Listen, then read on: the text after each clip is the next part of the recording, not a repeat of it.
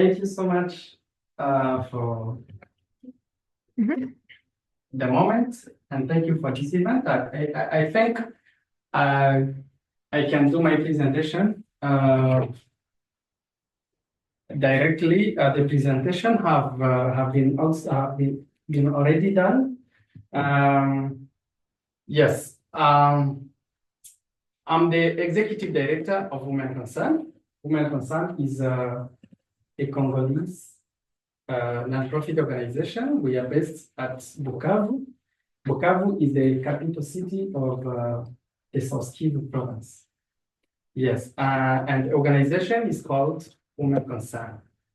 And the program we are advocating for is called Peace, Disarmament, and Women's Empowerment. And now, I'm going to tell you briefly about the work we are doing and asking any support from anyone for us to be able to reach more people, to transform more lives, and to reach the big region we can. So next slide. Yes, the reason behind Women Concern. I'm myself from Women Concern. I was born in a rural area where I had a bad experience in my village. I had many colleagues, including girls and boys, but unfortunately, around 1% of girls managed to complete their primary education. At between 15 and 18 and 17, most of them were forced to marriage. So, and this was a reason for them to constrain their future. And growing up, I could not realize that this was a violence. But later, I realized that this is a big violence that girls and women are facing in my country. Apart from that, my country, I can say that I'm now 40, but I can say that I don't know peace. I've not lived peace, a real peace, because starting 1996, in my region, the South Kivu, we started living armed conflicts. And at that age, I was too young. So I grew up in that situation up to now. So because of that situation, I experienced also some cultural norms and some laws, policies, and social constructs that led my people to not be, especially women and girls, of course, to miss their opportunities and to be developed. Next step. And for those reasons, I think there are many reasons. I try to pick some of them. That is why we founded Women Concern. We founded Women Concern just to lead rural women and girls to discover their potential and make them their own advocates, and also support them to promote and enhance their abilities and their potentials. And we do this through development actions and research. We combine both. So our vision is a society where the dignity of women prevails. We have some values that guide our work. Among them, there is humanism. Humanism, it's because our work is based on the humanity. We want people to respect, to give value to the human being. And we need also to be accountable. Whatever we do, we need to be accountable to ourselves, accountable to our partners, accountable to our stakeholders and also our beneficiaries. And partnership, we know that, we believe that without partners, we cannot go far. So we need to get to have more partners that may help us to go far, even slowly, but we know with partners, we can go a long way. And professionalism. This is because we don't do what we do just for doing it. We do it with based on the experience we have, based on the knowledge we have, and based on the skills we already have. Next. Yes, we have some programs on which we base our work. Among them, there is women empowerment. We empower women just to make them powerful and able to contribute to their lives and to the lives of their households and the whole society. The way we do it, we start by the mindset change, because in our country, cultural norms, social constructs, and policies have been hindering the development of women, so that actually women are not confident. So we start by building their mindsets, changing them, showing them that they are able to do whatever a man can do. And we do skills development because they didn't have any opportunities to education. So they are not able to find professional jobs. They are not competitive on the market. So we try to build their skills, and those skills can lead them to create some income generating activities. And we support them financially with startup capital or startup toolkits, and then we coach them in their businesses. We do also disarmament for peace. We know that there cannot be any development actions without peace. When the majority of people have each one or are armed, they have arms on their in their homes. So there cannot be a way to control or to do some kind of development work. So, and many people, many youth have been armed because they don't have anything to do. They don't have any way to earn money so that they may live. With their arms, they can gain money in a wrong way, but they don't have choice. So we do this to empower them, empowering them and integrating them into the society through also the same way we do like skills development, we do income generating activities, and then we do social reintegration. And then girls education. We choose to do girls education because we are preparing to have a new generation of women who are skilled, who are educated, who can be able to do whatever a man can do. That is why we chose to promote girls' education, and we do this through education, sponsorship, mentorship, and community awareness. There are also some cross-cutting programs, sub-programs that we are also doing to promote their education, like menstrual hygiene, and other programs like those ones. So next, the fourth, it's land restoration and conservation. You know, wherever there is armed conflicts, armed people don't destroy only people's lives, but also they also destroy the environment. So because of a big displacement of people, internally displaced people, they also destroy forests in search of woods for fire and trees to build their houses.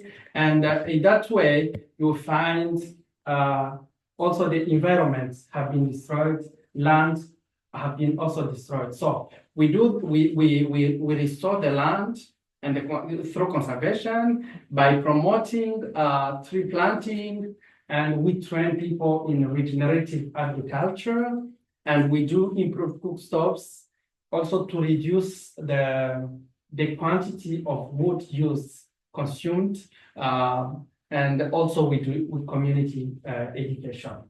And we do also what we call research and advocacy. We know policies can change if we don't do anything. So we need to push, we need to sensitize, we need to talk with governments so that they may change some laws that hinders development and peace. And also we proceed with research so that we may promote evidence-based actions. Research helps us to gather some evidences that may guide our advocacy and our implementation, our programming. Next.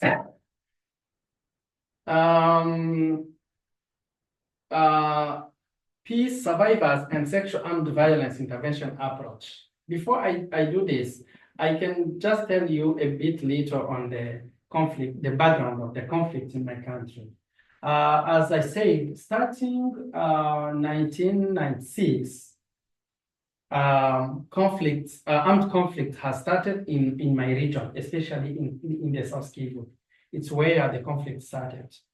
And that conflict have been fueled by many reasons, including mineral competition, because the region is so rich in minerals. It's among the richest region in minerals in the world. And people have been, armed groups have been formed and occupying some areas with full of minerals. So they don't want that those reasons may be peaceful, because once they are peaceful, they no longer have a way to extract minerals. So there are some minerals known in those regions like coltan, like tin, like gold. They are fueling both economic interest and cycles of violence. But there is also another aspect of conflicts, which is ethnic tensions. Ethnic tension. They are two ethnics that are called the Tutsi and the Bantu. So they are conflicting. Bantu are taxing Tutsi to be from Rwanda. Rwanda is a neighboring country, so they are taxing Tutsi to be from Rwanda, so that they need to go back to Rwanda. So this also is another background of that conflict. And the conflict has caused many consequences, including humanitarian crisis.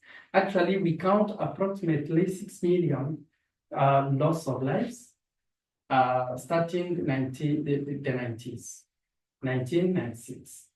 And we have a very big number of displaced people, around 7.2 million are displaced within the country, of course, without counting those outside the country, especially in Burundi, in Rwanda, and Uganda. There are millions of Congolese there, but within the country, we now have 7.2 million. And it is especially in 3 provinces, the South Kivu, the North Kivu, and the Ituri. Those are 3 provinces in the eastern part of the country. So next, you can see also that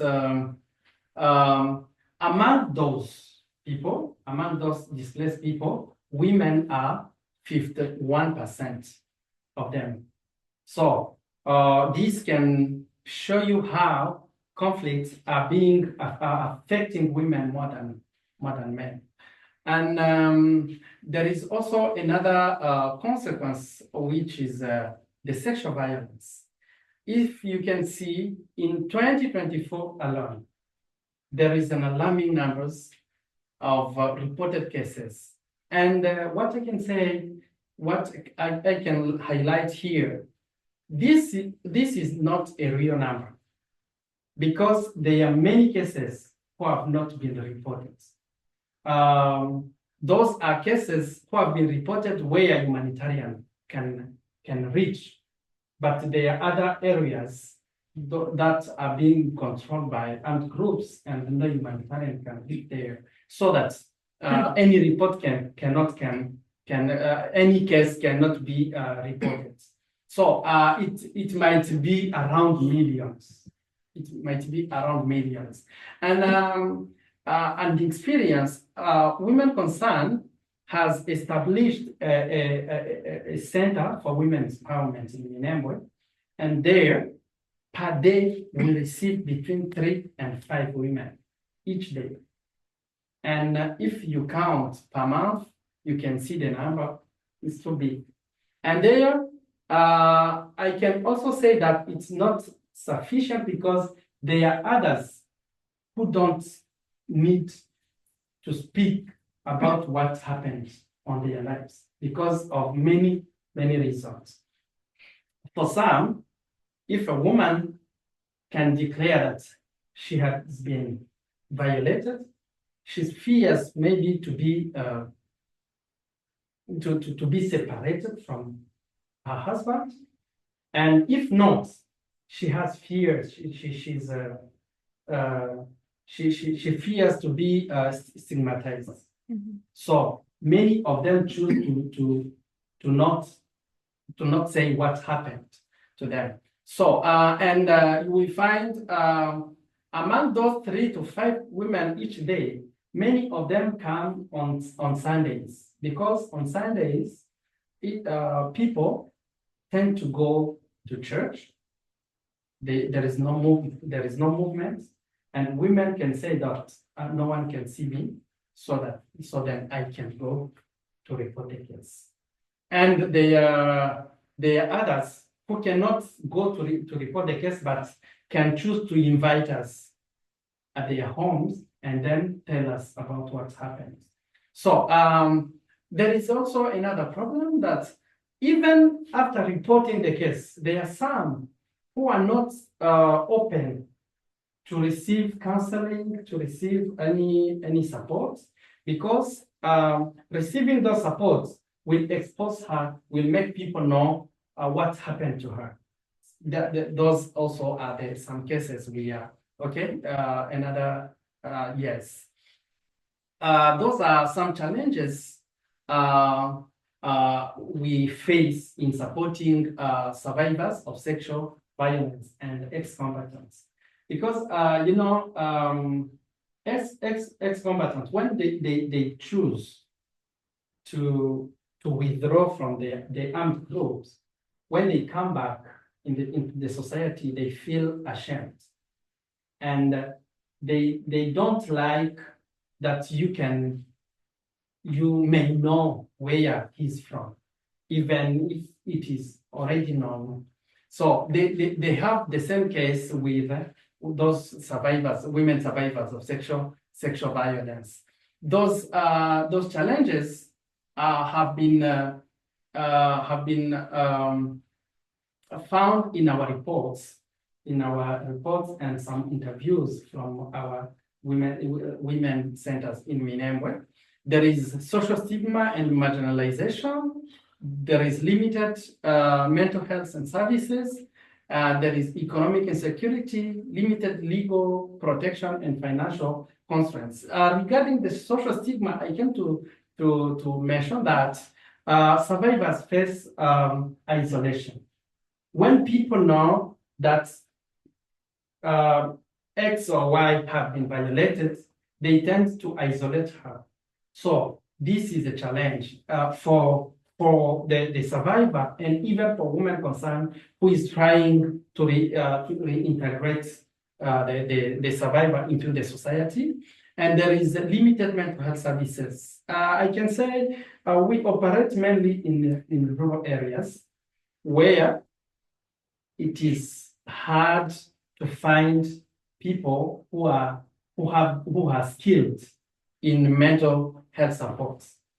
So you can find many people have been violated, but they cannot find people to support them psychologically, and there's leaves them emotionally. I can say not supported. Yes, and there is also economic insecurity. There is a lack of financial support that increases vulnerability. The financial support we are saying it's about how we can support them, because it requires to have a big budget to be able to reach or to accommodate many people as possible. And there is also limited legal protection. Yes, there is still a lack of professionalism in our legal system. So there is still need to do advocacy so people can access justice. And financial constraints, yes, we have funding limits, challenges that may cause us to not reach as many people as we want or as they want. Yes, yes. And from those challenges, those are also the ultimate needs of sexual violence survivors and ex-combatants. They are similar to those challenges. We need social integration and community acceptance.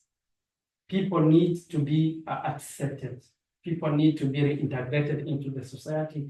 They need to be considered as if they were not violated. And if they were violated, it was not by their own will.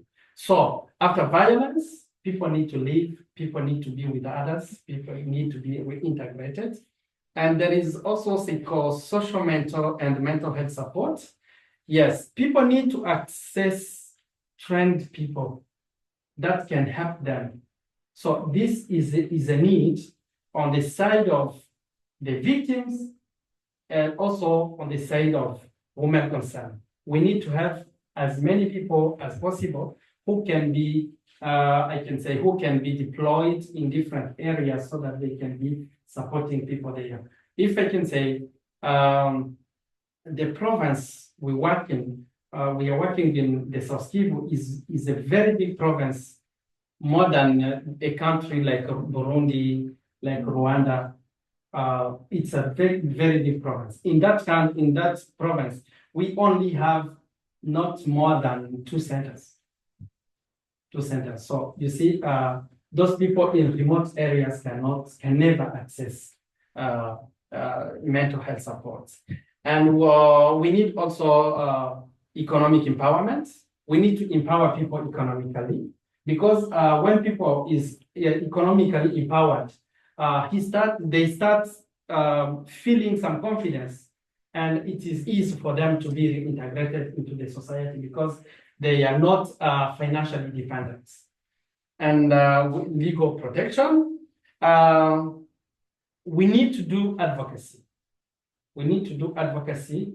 We need to cooperate with legal structures so that they may be able to provide assistance and justice to those people, to those survivors, and even those perpetrators. Yes, and there is basic needs like shelter to those people who has been violated, those survivors, because you may know most of them are displaced people. They don't have where to live. They don't have what to eat. They don't have clothes. They don't have those basic needs. So this is the starting point in the process of rehabilitating them. So they need to get them to cover first their basic needs so that we can start working on their rehabilitation. Next. So our approach is also based on those four strategies: integrated psychosocial support, economic empowerment, community sensitization, and legal assistance. On the integrated psychosocial support, we want to, in our center, because we already have one center, we want to make it able to accommodate as many as possible.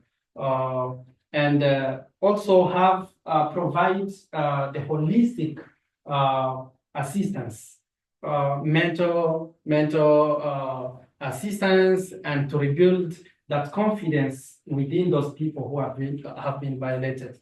Economic empowerment, we do it through vocational training, small business support, and access to saving and credit groups, and financial independence, financial literacy. So there is a set of trainings we provide to those people, empowering them economically.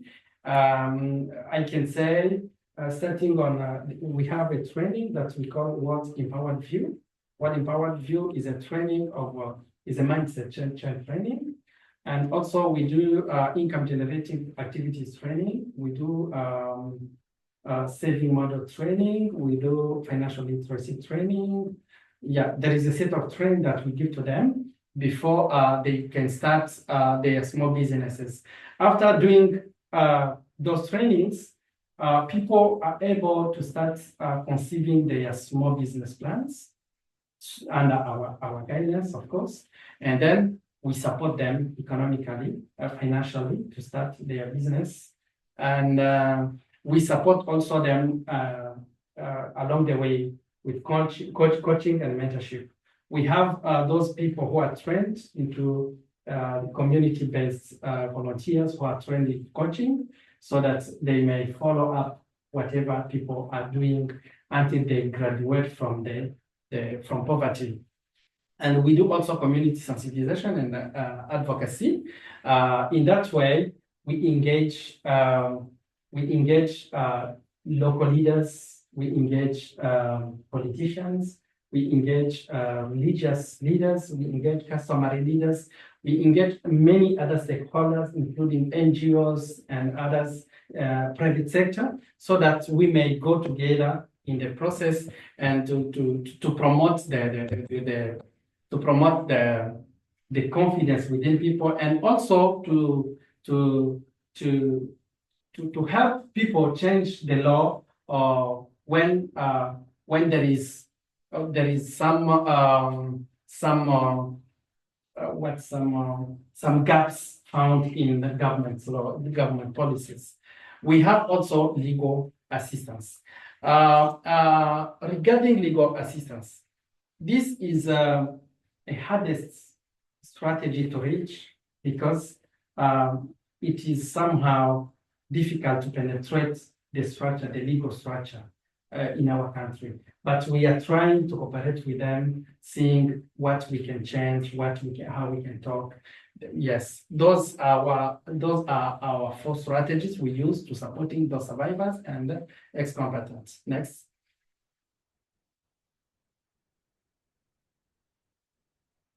Yes, the impact. We have a total of 175 ex-combatants that have been trained in mechanics, sewing, and masonry to facilitate their successful reintegration and society following demobilization. We have a total of 354 women who have been experienced or who are survivors of sexual violence, who have been supported psychologically. We have advocated so far for two international laws, including the TPNW and the Kinshasa Convention on Small Arms. And we have 122 women that have been trained in skills development, soap making, sewing, hairdressing. Yes, next. 150 women run their own business. Among those who have been already trained, 150 women run their own business. They have been supported financially. The one you see is making soap. And we have 120, those are liquid soap. Those are liquid soap. And we have 11 single mothers and IDPs who run their own viable businesses. And we have established one washable and reusable parts manufacturing workshop. It is established, and actually we are producing washable parts and distributing them free to those victims of survivors of sexual violence and school girls. And we have now we have distributed 3,500 washable pads, and this has helped to reduce the school dropouts among those beneficiaries at 11%. Yes, next. Yes, those are testimonials. I can read. She's called Aniela. She's among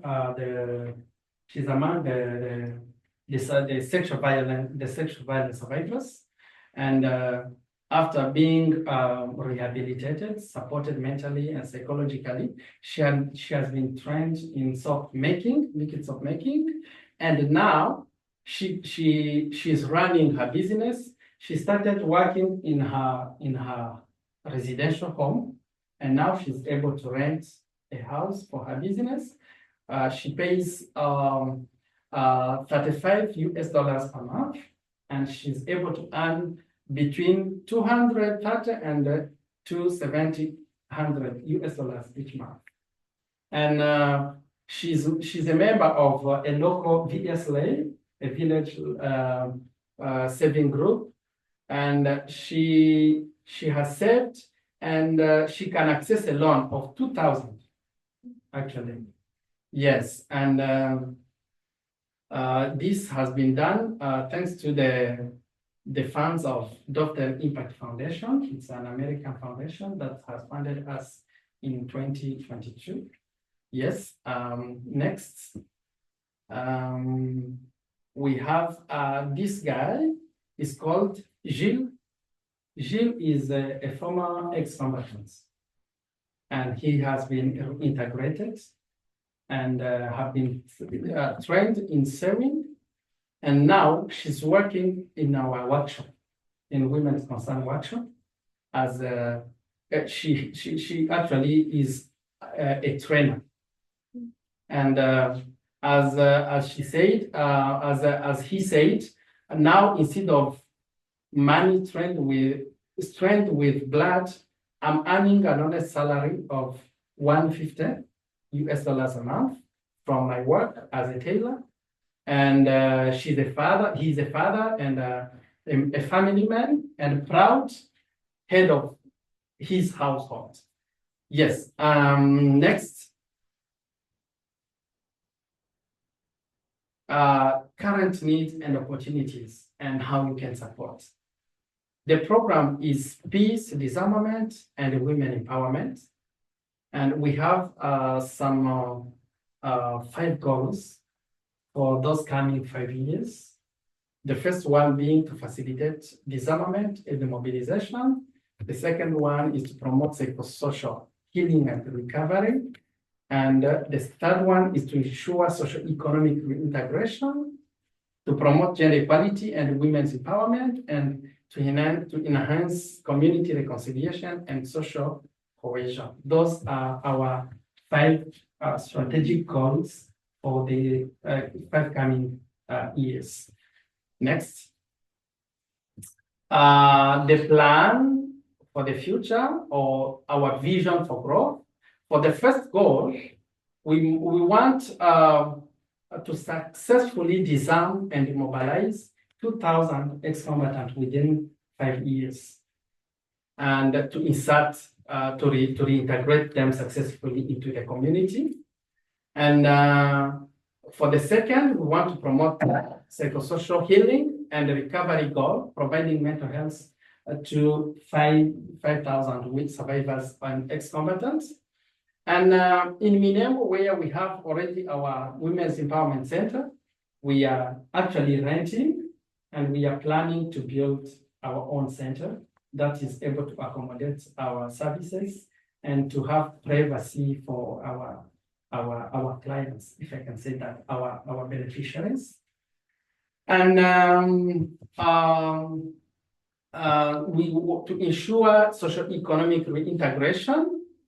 And the goal for the third goal is to train 3,000 beneficiaries in vocational skills, create 1,000 entrepreneurship opportunities, and secure job placement for at least 1,500 individuals within the 5 years to come. And then regarding gender promotion, gender equality, and women's empowerment, we want to support 3,000 women survivors with access to education, healthcare, and economic empowerment program targeting gender-specific challenges and promoting resilience. That is our goal for our fourth strategy. And last is to enhance community reconciliation and social cohesion. We want to facilitate reconciliation and dialogues within 50 communities in our province. Yes, and this will impact around 20,000 individuals among the community we serve. Next. Yes, those are our partners. I can say, apart from the last line, those are the platforms for which we are already members. The two first line, C4ECRAF, we have Dovetail, ICANN, IPB, Hesperian, Robert Bosch, Mondo Cooperant, and Global Giving. We have already benefited from their fundings since 2019. Yes, since 2019. Yes. Next. Thank you.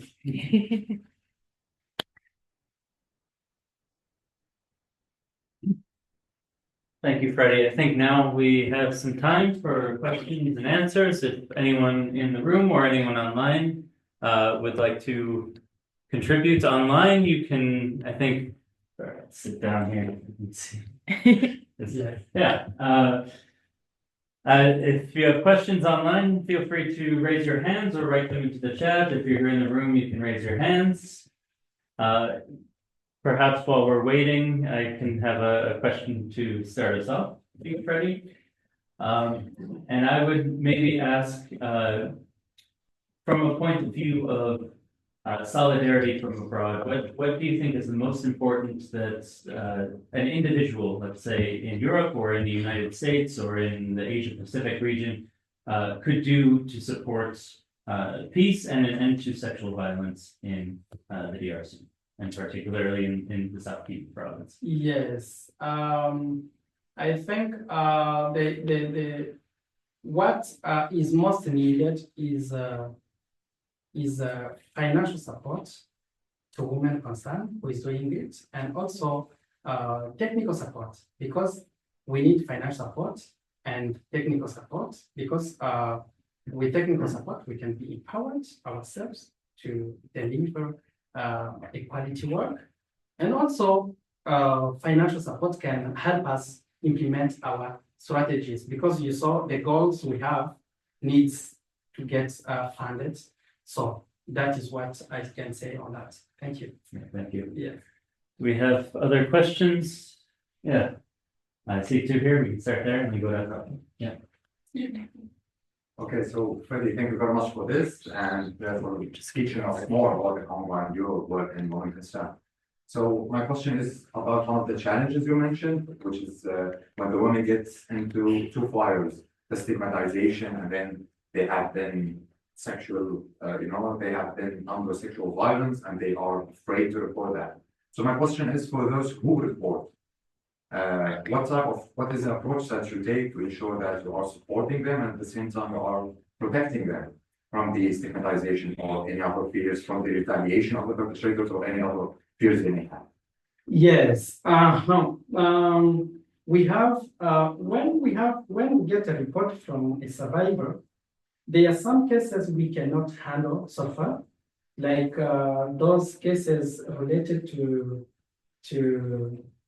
their health. Apart from mental health, if they need to meet a doctor to go to the hospital, we link them with the hospitals. But there are some of them who cannot afford. By the way, many of them cannot afford the cost of the hospital. We have a partnership with another local organization, which is called It is based in Minembwe, and the organization have a partnership. That organization have a partnership with the Mukwege Foundation in Bukavu. And then what we do, we transfer those women to that organization in Minembwe, and that organization also transfers the survivors to the hospital in Bukavu.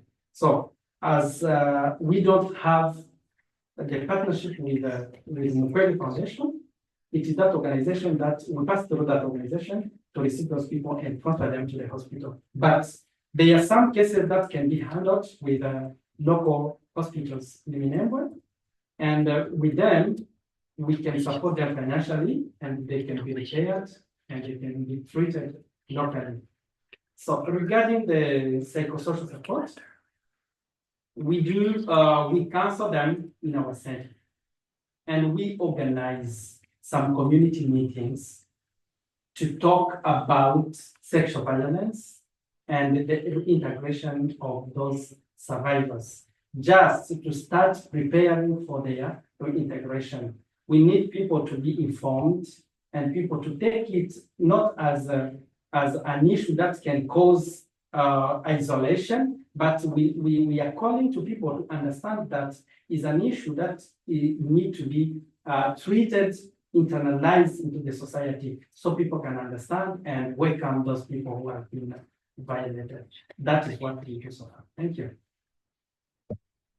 Thank you so much for the presentation. I have three very quick questions, because one would be, when was the organization founded, so it's in active.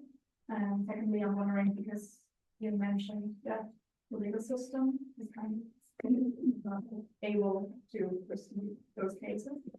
Might be a bit out of your reach, but maybe a bit take your emphasis on what you think is like the biggest problem in the legal system for women to file their cases. And thirdly, I'm wondering, well, maybe first the first two ones. Yeah. Sorry, I missed to say that the organization have been founded in 2016, but we got legally registered in February 2017. Yes. And regarding the legal system, it is not for the particular case of sexual violence survivors. It is a general case. Yes. So the legal system is not transparent. It is somehow corrupted. So to get for people to get justice, we need some pushes. We need to push. Yes. So what I can say is that this is not a particular case for those survivors, but it is a general case for all cases. Yes. That's maybe a different problem, like the legal system requires some rework. Yeah, Thirdly, I'm wondering, you said that a big problem is that gender stereotypes are like very deeply rooted in people's lives, and that's why it's also difficult for women to speak up. And you said that you try to change the stereotypes of work with women. What exactly do you do? Do you do like workshops to overcome those stereotypes? yes. We do workshops and we organize community meetings. Yes, to try to speak up and explain people what is going on. Because there is a culture.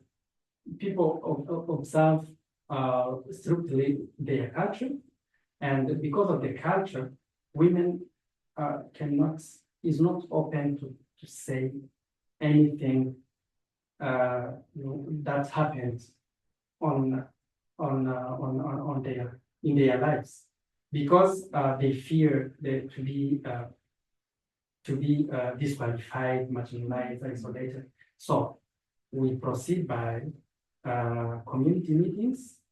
We organize big meetings, and we organize workshops within the community to talk with them. But we, as I mentioned that we have VSLA, those village saving groups. Those village saving groups have membership between 20 and 25 members. This has been also a strategy to introduce through those village saving groups, because whenever they meet, we develop a topic related to that. So this is how we try to penetrate into the community and to sensitize people to understand what is going on. Yes. Thank you. I think we have a question online. Yes, I'll read it out loud. The message is from Lisa Mendoza. Thanks a lot for presenting the work of Women Concern. Considering that one of your core programs is land restoration and conservation, could you say a few words on how climate change further impacts, fuels the conflict in Eastern DRC? Do you also cooperate with actors on the ground that specifically work on enhancing climate action in the region? Yes, thank you for the question. As I said, Congo, our country, especially the eastern parts of the Congo, is a country with many forests, natural forests. But those forests have been, for those 30 years of conflicts, where armed groups have been proliferating. So, due to those armed groups and many displacements, forests have been destroyed. And this have affected the climate change, of course. And other issue is that where with those big displacements, there is also many camps.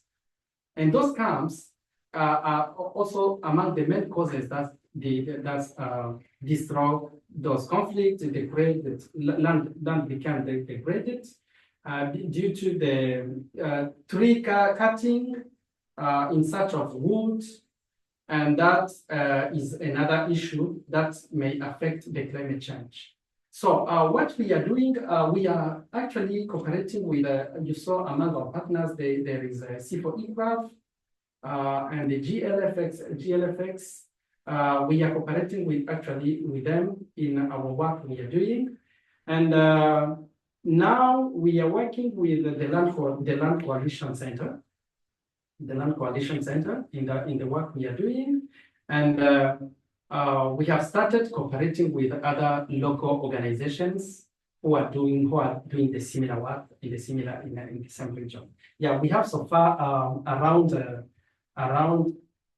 it is 5 organizations we are cooperating locally. And now we have 3 organizations we are cooperating internationally. Yes. that is what I can say on that question. Thank you. Thank you. you. Do we have any other questions online? No? No, I have All one. right. So anybody in the room here? Yes, please. I joined the presentation a little late. I'm not sure if you spoke about it already. I wanted to briefly understand what your organization does on disarmament and also to further dialogue between multiple communities. When you further dialogue, it is essential that the truth needs to be inquired and only then the reconciliation process can be taken up.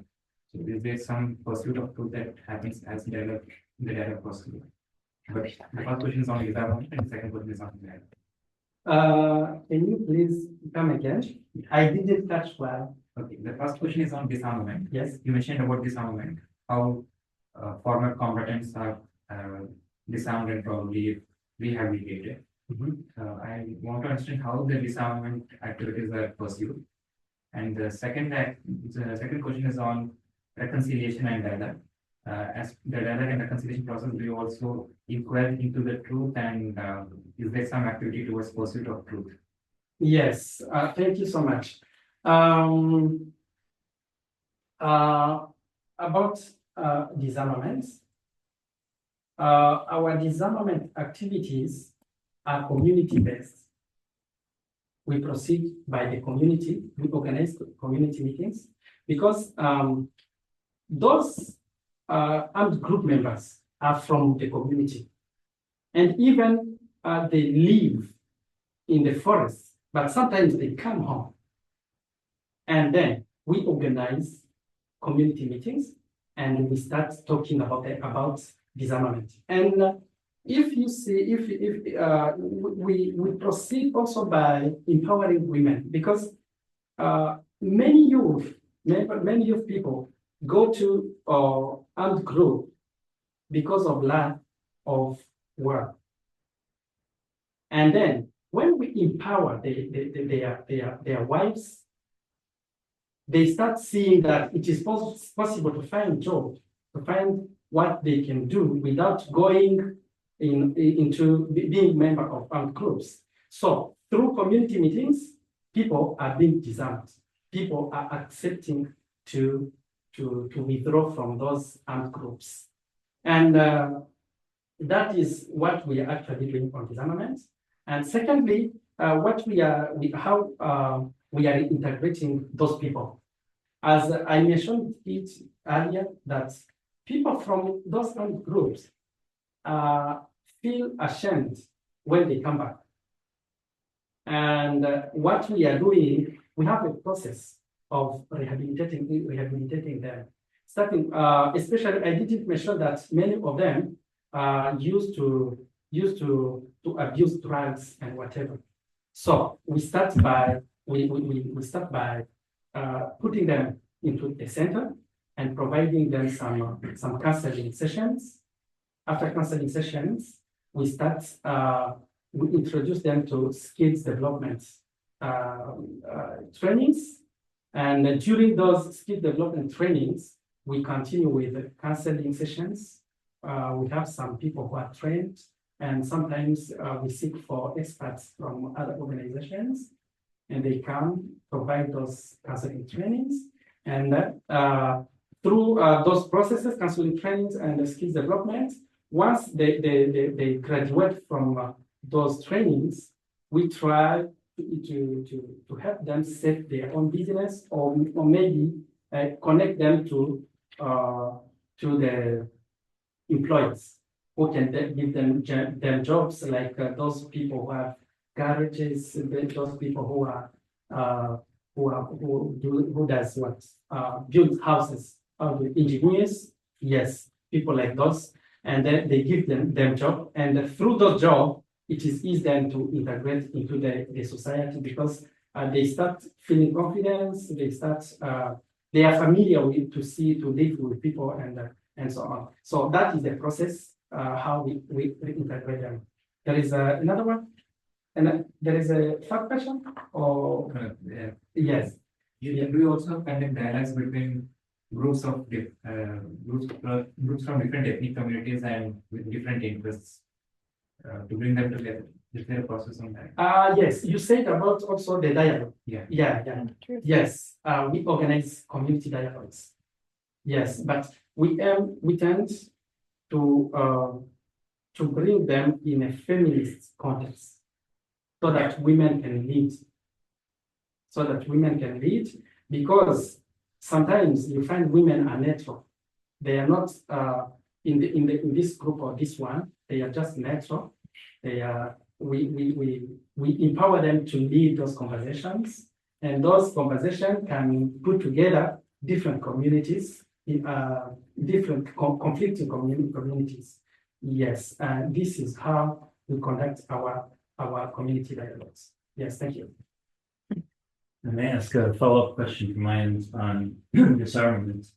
One of the interesting parts of the presentation, of course, it's all very interesting, but one interesting part as well is that you are pushing the central government of DRC to be involved in international treaties such as the TPNW, the Treaty on the Prohibition of Nuclear Weapons, for those who may not be familiar with it.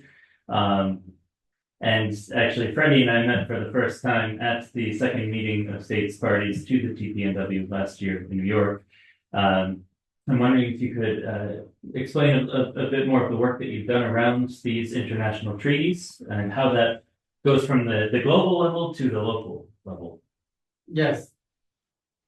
Thank you.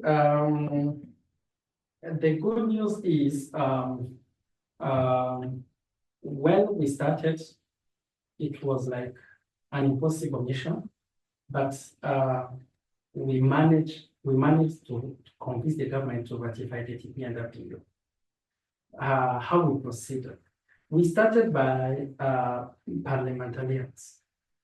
Yes, we didn't have many contacts with them, but we started with one parliamentarian, and we talked to him. He started by inviting people in the commission members in the parliament. They are commissions. We started by the Security Commission, and we talked to them about TPNW, and there are many of them who didn't even know what is it about. And we started explaining what is TPNW and what the government can do to ratify the treaty, and what can be the role of parliamentarian in the ratification of the treaty. And after the commission, we met with the other commission, the Social and Economic Commission, and after meeting with them, we met also some key ministers who are directly linked with the international treaty, the TPN treaty. Like we met the Minister of Justice, we met with the Minister of Environment, the Minister of Research, the Minister of Defense, yes, and the Minister of Foreign Affairs. We were talking about the treaty, and when we started working on that treaty, the treaty was under the Ministry of Environment. From there, it goes step by step until it has been ratified. So those are people we talked with, and we were working with another colleague from another organization.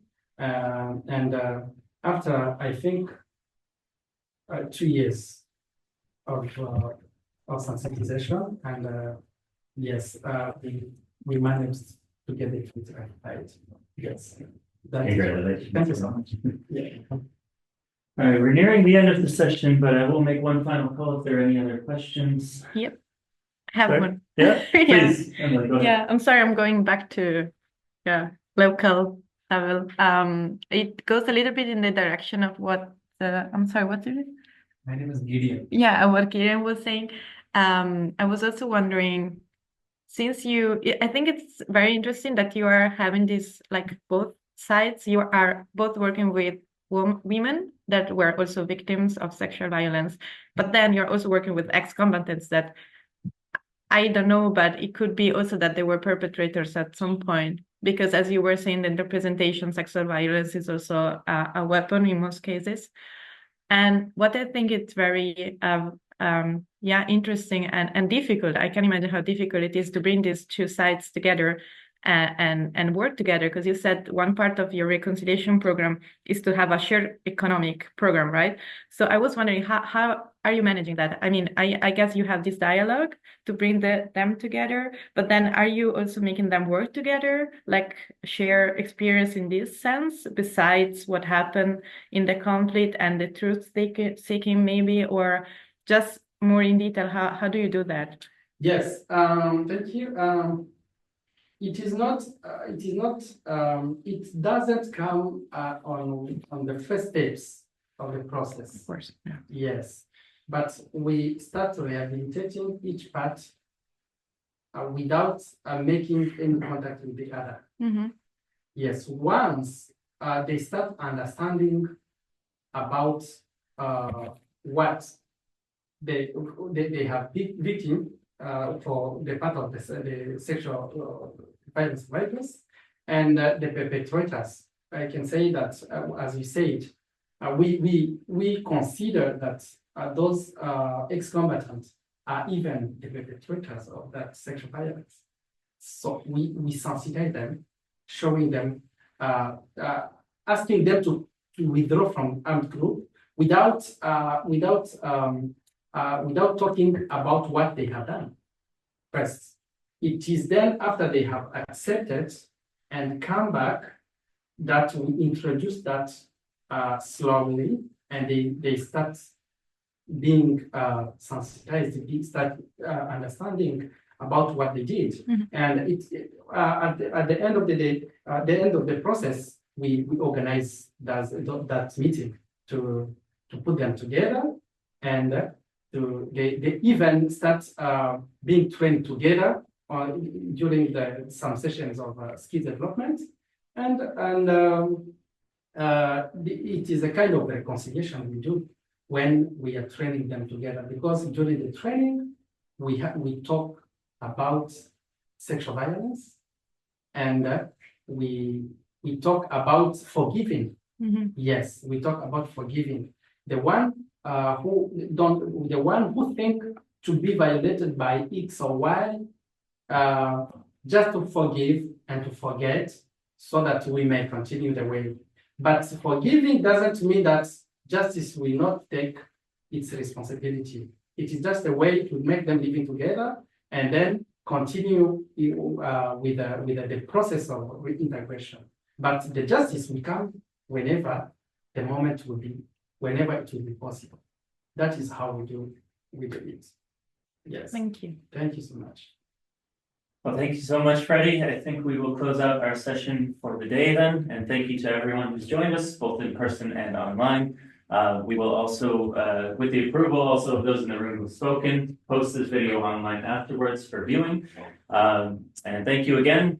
Freddy will be continuing his tour around Europe, so if anyone happens to be in Bonn later this week, he will have a public event there, as well as over the weekend in Vienna and later on in Geneva and beyond. So thank you, and have a good evening / day / afternoon, depending on where you are. Thank you so much.